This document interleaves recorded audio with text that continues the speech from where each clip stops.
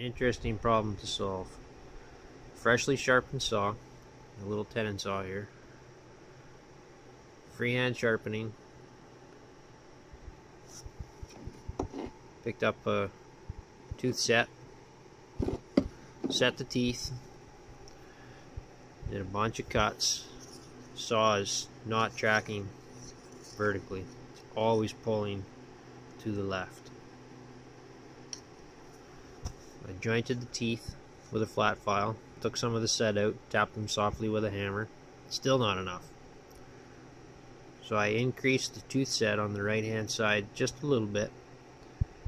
Tried it again. Now it's tracking straight.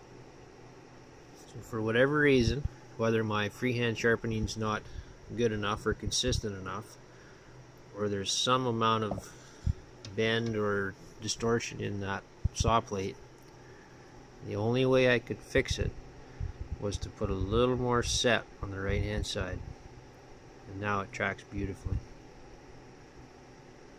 and it's damn sharp.